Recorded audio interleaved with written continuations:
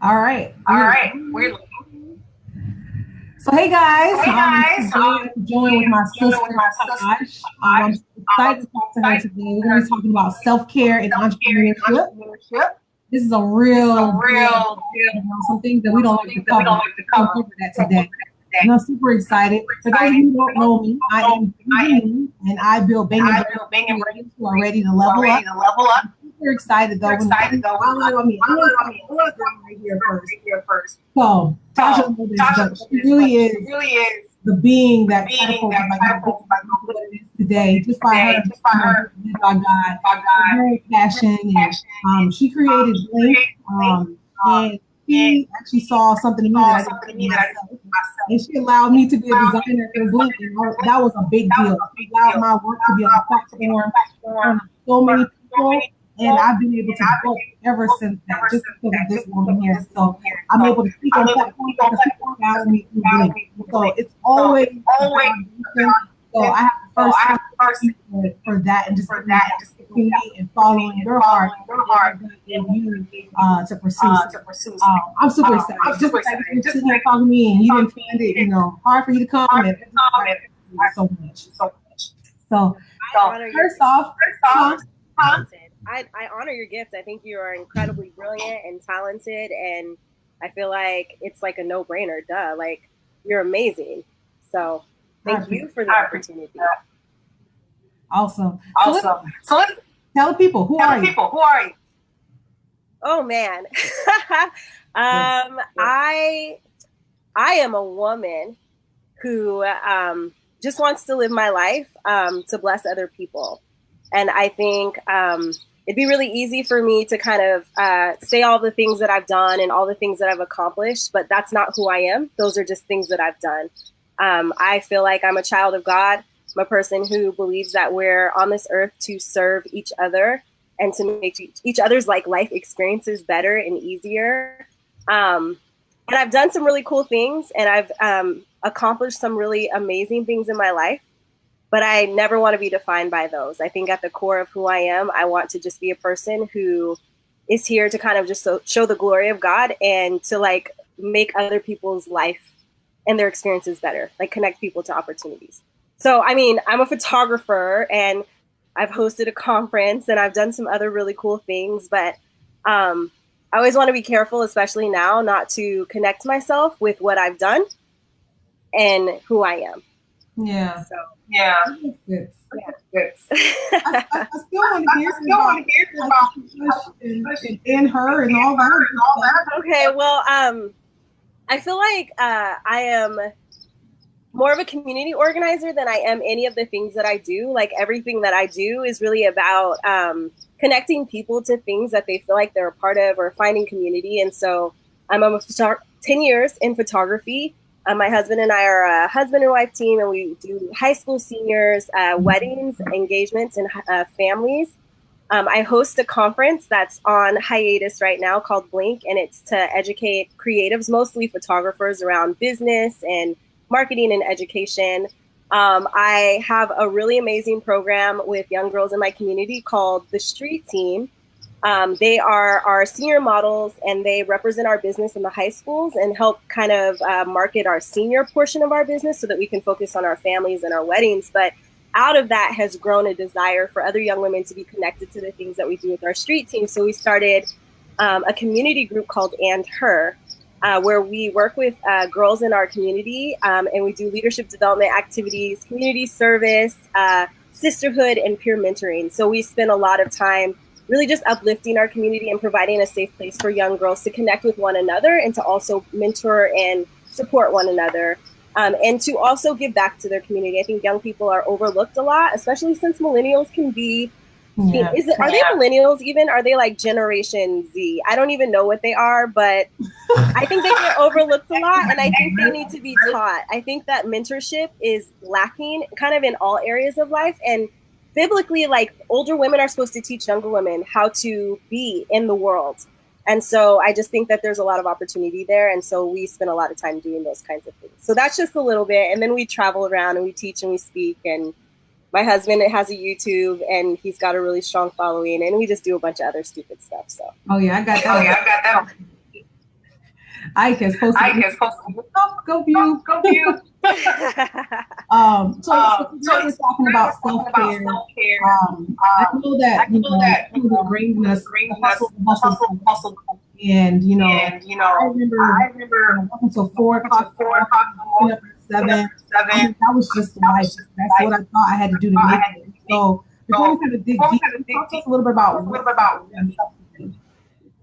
Okay, I'm having a hard time making out some of the things that you're saying. I'm sorry. So can you ask me that very last question again? Oh yeah. So what are people? Great. I'm seeing the comments. Okay. Okay, what does self-care mean to me? And you guys, if I'm like looking crazy because I don't know what she's saying, I'm trying to read her lips too at the same time. Self-care. I feel like self-care, like in its essence, means being selfish. And I think that there is like kind of a bad connotation around being selfish. Like I think as women, especially, like we're taught that we're supposed to pour out and give and be kind of humble and look out for everyone else. But I think that being selfish allows us to be selfless. And so I feel like self-care is about making sure that your cup is filled to the brim so that you can pour out. And I think as creatives, we're like, go, do, and we're last on our list. And we're always pouring from like empty cups. And I think that is the challenge. And I think we're seeing that culturally, like in all of the mental health kind of things that are coming up, people are empty and they're not being selfish. They're not taking care of themselves. So that's what I think self-care is, like at its essence. I think it's like pumping the brakes and going, wait a minute, like what's important to me? What matters to me? What fills me up? What makes me happy? What makes me laugh? What brings me joy? And what do I need to be doing more of so that I can do more for others? Right. So I'm going to talk slow here because I know it's coming in. No, seriously. So how did you come across knowing what self-care is? Is it something that you gradually obtained or how did that come about? I did not know what self-care was, to the point of really honestly not even knowing who I was anymore or what made me happy. And it's not that I like miraculously came into this like idea of, ooh, I need to get balanced and take care of myself. Right. I faced a really tragic situation, like a life moment where everything was kind of brought into perspective. And so last year, around February, I got pretty sick, like kind of normal, like cold or flu. I thought it was a cold. I didn't realize I had the flu at the time. But I just was getting sicker and sicker because like you and like most creatives, I was like, hustle. There's no time to stop. There's no time to take a couple days to get better. And as that mentality kind of grabbed hold of me and as I kept going, I was getting worse. And eventually that cold turned into pneumonia, which I didn't know I had. And that pneumonia turned into heart failure. And it landed me in the hospital for 16 days, of which 6 of them I was in intensive care fighting for my life. And that was like a real defining moment for me where I had to really ask myself, like, what am I doing? Like, what am I doing with my life? And is this the life that I want to be living? And when I really was like laying in that hospital bed, thinking about kind of the things that we've accomplished and the things that I thought I was really proud of, I really realized that actually none of those things mattered to me at all. And they were not the things that brought me joy and that filled me up. They were the things that actually were making me feel emptier. They weren't things that were making me proud of my success. They were things that are making me feel less successful and less proud. And so in that moment, when I was kind of fighting for my life and thinking about the things that mattered to me, I realized that I had to recalibrate like who I was and the things that were important to me. And so many of the things that I was seeking after were not things that were actually my own desires. They were desires that other people had placed on me or that just social media had set as the standard. And I had like kind of lost myself in all of it. I'm sorry. I'm not 100% sure if I answered that question, but no, you did. It's It's amazing. First, thank God you're here. To share this story. And I just it needs to be a wake up call for all, and especially in this whole like not slowing down, and just look at what we value. Right. And I don't think we ever do that. I don't think we stop. No, I don't think so either. And I don't want to be forced. Like how you were, not that you want to be the example, but using you as an example to say, hey, how better position yourself to live. Can you hear me okay? Yeah, I really, it was probably it was the very worst thing that ever happened to me, but it also was like the very best thing that ever happened to me because it put everything on the table and it woke me up and it helped me see that like these standards and these ways of thinking and these ideas that I had set for myself were like smoke and mirrors. They were like ideologies that were not my own. They were things that over time I had come to believe were true, but there really wasn't any truth behind them. And I think that because we get so caught up in this idea of hustle and not feeling like we can, like we're so afraid, like we're all like asking someone to give us a timeout, but we're afraid to take it for ourselves.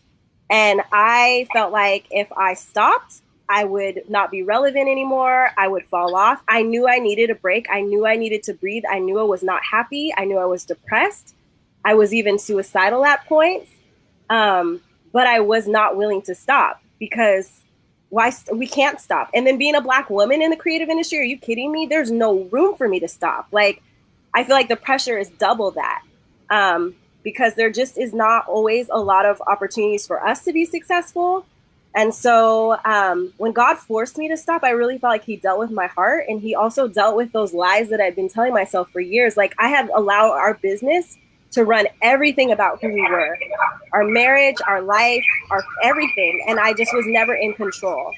And I feel like being forced to stop and seeing that, like, yeah, there are some things that stopped and that slowed down, but like ultimately, like no one died. We're still making money. We're still doing what we love and we're better for it. I just was like, oh, wait, I am allowed to choose. I can decide what this looks like and how I want to feel. And if I don't want to do this anymore, I don't have to. And if I do want to keep doing this, I can. Is it getting better? Can you hear me? I can hear you. I think it's still a little echo. Here's if you're trying to help me behind the scenes. I can't tell, but I can hear it good. I don't hear an echo. I don't know about our friends that are in here, but okay. I feel good, but they're like, speak, Tash. Can I see the comments on my side? Can you? I don't know. Maybe pull up like I can't see them. Woo. Oh, this is so awesome. Okay, I need this encouragement. Hi, guys. There you go. And thank you guys for being patient. I appreciate it. So listen, talk to me a little bit about what self-care looks like for you now. Like, what are some things that you do that help Tash be all about her and selfish? Okay, so honestly, I really didn't know. Like, I did not know. I truly did not know who I was coming into 2018. Like, I was just like, what is fun? Like, what does fun look like for me? And what makes me like laugh to the point of tears? And like, what makes me excited? And like, what makes me happy inside? I did not know. I forgot all of those things. I was not having fun anymore. I was not smiling except like when I was like working, like, you know what I mean? Like putting on a mask. Like I just was not, I didn't know. So I feel like I've spent this last year or these last, 6 months really figuring that out. Like what makes me happy and what do I like to eat and where do I like to go and what fills me up? Because I feel like, I feel like it was what I saw on Instagram and on social media that I had decided like those were my truths and they weren't. So I'm learning that right now. And some of the things that I've discovered is like, I really, as an extrovert, need quiet time. And my quiet time looks like worship, income is really that's God. You there? Okay. Yeah. Yeah. Okay. I hear you. Okay. There we go. We're rolling. Sorry, guys. And I really love to travel, which if you've been following me this last year, I've like not been home at all. Um, I really love spending time with my family, and there was really not time to do that except if we were working. And so we have like made it like intentional to disconnect and to do things for our family. Um, we had our first family vacation this year that was not work related and where other people were not a part of it. That's when we went to Thailand. And we had never done that before in the 5 years that my daughter's been alive. Um, so I'm kind of finding those things out. Like I like to have parties and I like to spend time with my friends. I like to be in person and I like to turn my phone off. And I like to not check my email for a week and not feel bad about it. Like those are like simple things, but I feel like it's the simple things that I forgot about that like bring so much joy. And I think it's important to kind of figure out just how to enjoy like what you have. I watched this documentary the other day that my friend Christina sent to me, who is on here right now. And the girl's dying of cystic fibrosis. And she said, you know, it's inevitable. We're all going to die. But are you living a life that you're proud of? And I think like that's what I'm after. Like no matter what happens, no matter what circumstances I'm in, like can I live a life that I'm proud of? Like every second, can I be thankful for just like the small things and like the simple moments, and can I be grateful for just being alive? And I think that last year shaped that for me a lot. Like I can be super thankful just to wake up in the morning, to wake up and not be in pain, to wake up and to be able to go spend time with my daughter. But it took like being so sick last year and not being able to do those things to really come to this place. And I feel like it's important to figure out how to just be thankful without having to have a tragic something happen that forces you into it, you know? Yeah. So Man, I don't have a question after I ask it. With me, no trouble at all. okay. You're the one dropping gems. I want them to hear you. That's what matters. Can you talk to me a little bit about some of your favorite places? I've looked at Thailand. You know, as a matter of fact, y'all can look at that. But talk to us a little bit about. Say that one more time. Places that we should go. What are some places you recommend? Where are some places that I recommend that you travel to? Phuket, Thailand was the most beautiful place that I think I've ever been in my life. We lived like kings and queens over there because the money, our dollar is so strong there, and the people are so wonderful and so kind, and they're so proud of their country. I definitely 100% recommend Thailand. I feel like there's a lot of places stateside too that are so beautiful that we overlook.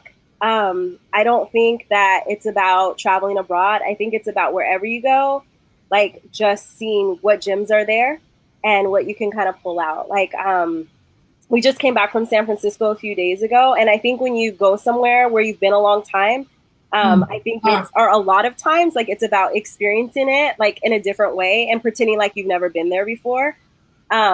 So what we did this year, what I did this year is I made a bucket list of all the things that I wanted to do in my city that I've never done before because I'm just used to being here. And so I take it for granted. All of the things that I wanted to have wisdom experience, even if I've done it a million times.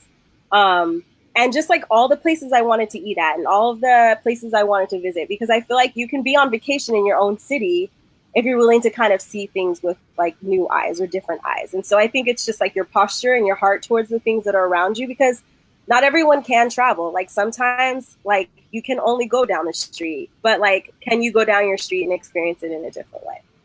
And I just am so thankful to be alive that I just feel like every day is like an opportunity.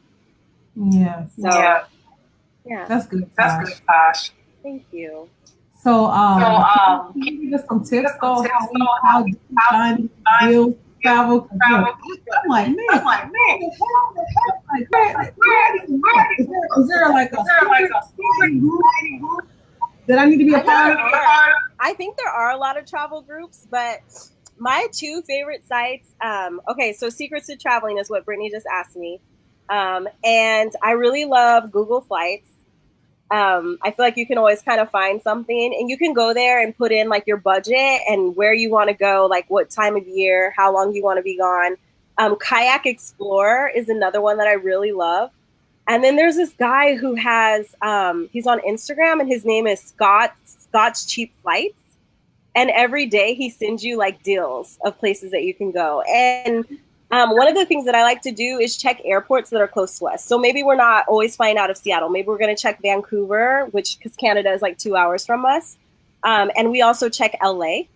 So if you're able to get to those places for cheap, you can always fly international from bigger airports. But the biggest thing that we have done that has made a difference is we have mileage cards, and we pay for every single expense that we have on our mileage cards. And so we build up miles when we do that, and we pay our credit cards back every Friday. And that has been really helpful in helping us travel. So we have one for like fun expenses, which is our Southwest card, because, you know, Southwest always has cheap flights. And then we have a card for our home expenses. So our cable, our rent, all of those things. That's our Alaska card. And Alaska is an airline that's based out of Seattle. So that's really helpful to us. And then we have a card that we use for our business. And that's our Delta card. And we chose Delta because it flies internationally everywhere in the world. And we only use those cards to pay for everything. And that is how we do not use cash for anything, and we don't use debit cards for anything. We only use our travel credit cards. Man. And everyone in our family has mileage accounts for each airline. So Wisdom is collecting miles right now every time we travel, and we only travel those 3 airlines. See, I suck. I don't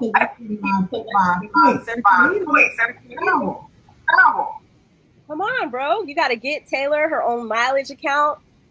You got to make it happen. So Wisdom will pay for her own trip sometimes. Yeah. Inspire. Yeah. I'm sleeping. I got you. All right. I'm coming on trip. Don't leave me. Come on. Let's go. Where are we going? I don't know. So I'm also wrap up. And you're still posting on social media. You know, you still feel a sense of validation. You're not taking care of yourself. On the ground. Where do I even start self-care in my routine? Okay, hold on 1 second. Wisdom. This is the reality. Hey, you gotta go for a second, okay? Tell everybody, say hello. Okay, wave. Wave. Okay, now you gotta go. Okay. Hurry up. Thank you. Bye. Close the door. If Taylor would have heard the name, she would have ran. Oh my God. We've got to keep them up. Okay, so social media and just the struggle of social media. Social media is just I think it's a really touchy subject, right? Because we all kind of have our opinions about social media, and sometimes like you share how you feel, people get offended because they really love it and they think it's awesome. And then some people are so burdened by it and so stressed out by it. And I think it really comes down to you. Well, number one, if you don't post on social media, your whole life is not going to fall apart. You're going to be okay. Your business is not going to fall apart either. I am living proof. I went off social media for 1.5 years, my personal account, and I hardly ever post. I think we were posting at one point like 5 or 6 times a day because that's the algorithm and that's what we have to do. And now I'm posting like once or twice a month. And it has not impacted our business in any way. It has not been negative for our brand. I would not necessarily recommend that to anyone, but I feel like we've also done the work over the years to be able to decide that we don't want to do that anymore, that we want to do things differently. What I will say, though, is that I feel like social media this is my own personal opinion. For me, social media was one of 2 things. It was me getting on social media to post so that I could be affirmed or validated in some way, or it was me getting on social media to brag about how good my life was. And I feel like it's so important to understand why we get online and to be honest with ourselves about why we share what we share and what we're expecting in response to that. I really had a negative relationship with social media where I would get on and I would feel that I was either better than a bunch of people or that I wasn't good enough. And I don't feel like any of our values should come from any of those things. And so for me, when I post, I could care less if anyone responds. Like, it's me wanting to share something that I feel is beneficial to the people who want to follow me or who are engaged in my life. And if I have one comment or if I have 100 comments, like, I'm neither like moved by it. I'm always thankful for the support, but it's not an affirmation of my worth. And I think that is what's important. And so it took a long time for me to be honest with myself and to recognize that, like, I was needing something from that, and that I was kind of attributing my own value, my worth from that. And I needed to kind of figure out a way not to. And so I think the first step is really figuring out like why you're sharing, like really getting to the heart of that. Because I think when you can get to the heart of like your fears or your anxiety and like what those things come from, you can start to address it and put things in place to make you feel better about it. And so it was important for me to understand who I was as a person, and to really also understand like who my people were that mattered.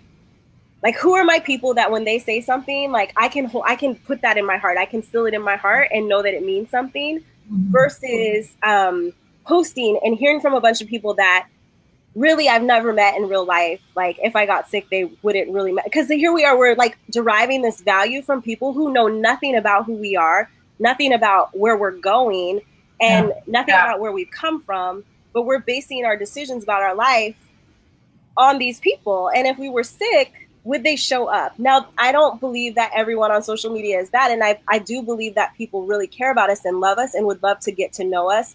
But I think it's so important for us to, like, one, have our boundaries, two, have balance and know who we are, and three, like, really understand what we're using social media for. It's a tool. It's not a place for validation. It's not a place to define your worth. It's not a place to decide whether your business is good enough or strong enough, whether you're doing a good enough job. Like, none of that comes from this. And I think those of us who started businesses before Instagram and before Facebook, I mean, there was a time where none of that stuff mattered. We were just loving what we did.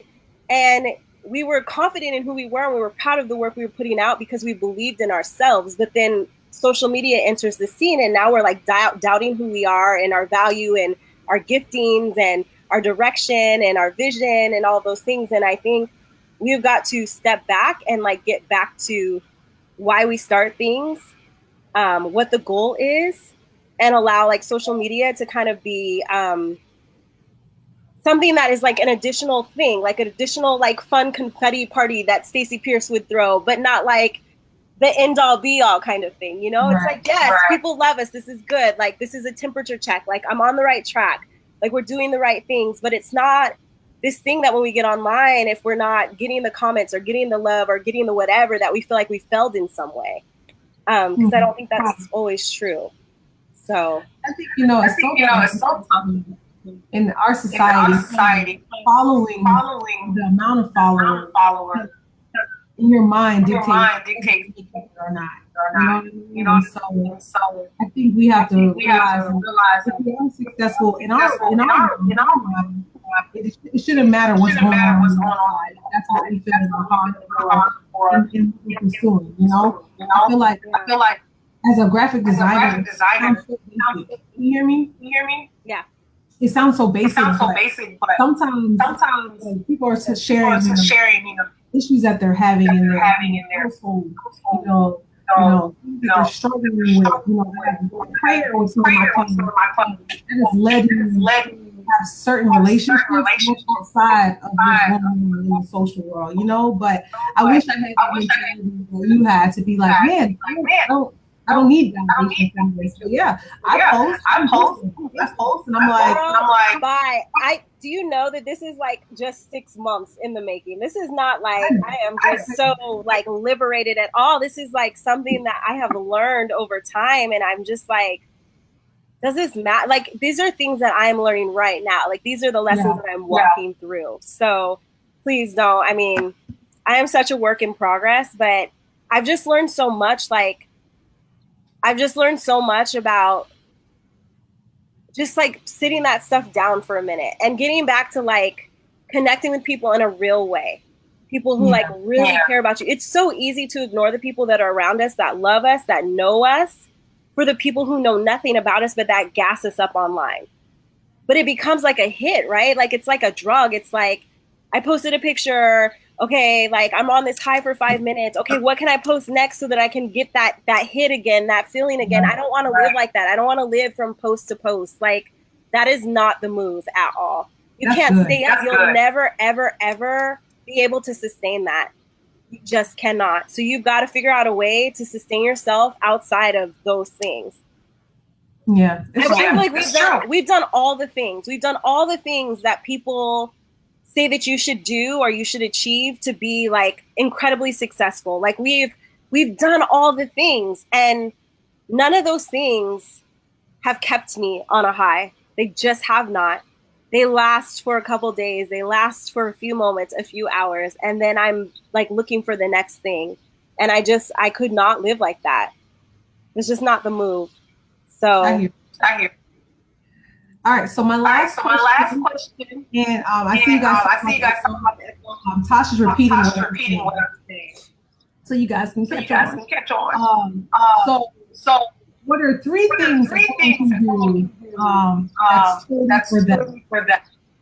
Not their business, not their family, any of that. For them to.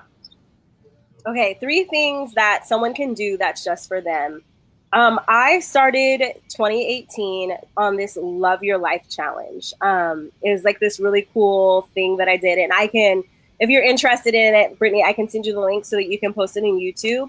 But every day this guy would send an email and he would ask me different questions, or, you know, the people that were part of this challenge, to kind of get you to see your life in a different way. This 30-day Love Your Life challenge, the first five days were about writing a manifesto for your life. And it was about kind of creating this kind of vision statement for how you wanted to live your life. And that is how I started my year. And in that, I was just like, I wanted to be happy without achieving. I wanted to travel. I wanted to do things that were for me. I mean, there were just all these different things that for me equaled happiness, or things that I wanted to explore to see if they would make me happy. So I think my first kind of bit of advice would be taking some time and like brain dumping all of the things that you would want to do in life. Whether it's a bucket list for this year or for this month or for the rest of your life. Like, what are 5 things that you want to do in the next 30 days? What are 5 things? And it seemed so big. It seemed so out of reach until the day I bought the tickets. And when I bought the tickets, I realized like the tickets were $400. Like I make $400 like anytime I go out and shoot. Like we could have been in Thailand, but it just felt so far-fetched until I was sick and I was about to die, and I decided I wanted to live my life. And so what are those things that are on your list? Things that feel so far-fetched, because they're not. It's just making a choice and a decision to do those things. So be honest with yourself, sit down, figure out what those things are, and go for the big thing. Because when you go for the big thing, it makes everything else seem so little and so small. 2, I think say no more often. Oh, I'm guilty of that. Saying no so much, and it's like so amazing. It's amazing to say no. I've been scared to say no. I've felt like if I said no, it would make me look mean, or it would make me seem like I'm not a team player, or I'm not, that I don't value community, but I value myself. And I had to decide that my time was as important, if not more important, than making money. And so if something does not align with like where I want to go or how I feel, if my heart doesn't feel moved by something, I'm just like, nah, I can't do it. And I'm okay with saying no. I need to work on that. Yeah, say no, girl. Just be like, nah, I can't do that. Not in this season. Maybe in another season, but in this season, this is not what I'm doing. So that's number 2. And number 3, I think it's like really just one of the things that I was not doing a very great job of was just being like really being grateful. Just being grateful for like kind of the small things and the simple things. Last year when I came out of the hospital, I ended up getting reactive arthritis. So I couldn't walk for 3 months. My husband had to take me to the bathroom and like wipe me because I couldn't use my hands. I couldn't work out. I couldn't open a water bottle. I couldn't fly on my own. I could not walk. There were certain times of day when I could walk and certain times of day when I couldn't. And I didn't realize just even how blessed I was to have a healthy working body until my body didn't work. Wow. I didn't realize how beautiful it was to be in community until I actually needed my community to really stand up for us and to stand behind us. I didn't realize how blessed I was to have a great husband. All I could see were his flaws until I really needed him to rise to the occasion, and he did. In those moments, I realized just how our happiness doesn't always have to come from like the big, amazing, wonderful things. Like our happiness can come from just sitting on our porch with our kids and coloring. Our happiness can come from being able to wake up. You're going to make me cry because you're crying. But it's just like we take advantage of like the very simple things that we have and we overlook them. Like I didn't think I would see my daughter turn 5, being able to walk her to school, being able to sit with her teacher, like just the simple things. Like I just feel like there's so much value in that. And I'm so thankful for that. And I don't need a trip to Thailand to be grateful for my life. Like those are extras, like being able to wake up and to live a good life and to be kind to people and to encourage people and to support people and to be encouraged and supported. Like that's such a gift too. And I think it's our posture towards our lives and how we see it. Are they perfect? No. But are they good? Yes. And I think that my third thing would be just like being grateful for the little things as much as we are the big ones. Right. Like as creatives, we are so blessed to have a gift and a talent that people want to pay for, that people honor, that people respect. Not everybody gets to do the things that they love. Not everybody gets to own their time. And I think there's a lot to be said for that. And so I'm really thankful for that. And yeah, those are my 3 things. Yeah, I would. Oh, that's good, man. That's so good. Thank you for being like so transparent and sharing your story. And man, I'm like stumped. Girl, you don't want me to catch the spirit on this thing. It's so good. I'm trying to hold it down. But listen, is there anything that you want to share that maybe I have not asked you? Any questions, people? I don't think everyone's just giving you so much love. You can see the comments coming in on here. You know what? They got stuck over here, so I can't see them. Okay, now I'm kind of seeing them, but thank you guys so much for being here. Like, I know that your time is precious, and it means a lot that you would share it with Brittany and I, and that you would just like sit and listen to me talk. Like, that means a lot to me. So awesome. Well, Tash, thank you so much. I appreciate you. I love you. I can't wait to see you on Sunday. And just thank you for giving your time and sharing your story. And it's just, man, I remember the journey, and I just remember all the folks texting and, all of like everyone coming together and pray for her. And just to see you here back to yourself, but a renewed self, and just to have a different perspective, it gives me the mindset that, look, let me step back. Let me do those 3 things and let me see what's really, checking out for me, and what does Brittany Janine and Co look like? But first, who is Brittany Candidate? Not a Brittany Janine, but who's Brittany Candidate? You know what I'm saying? And so I value that so much. And I just thank you for your time. I love you. And again, I can't wait to see you. Excited. Thank y'all for joining in. Catch us on the next broadcast. It'll be in August. We're going to be talking about the beginnings of business with Promise Tangerman. I'm super excited about that as well. I thank you guys so much for supporting this summer series. And hopefully if there are topics you want me to cover, y'all hit me in my DMs or hit me an email, whatever. But I love you guys. See you next time. Until then.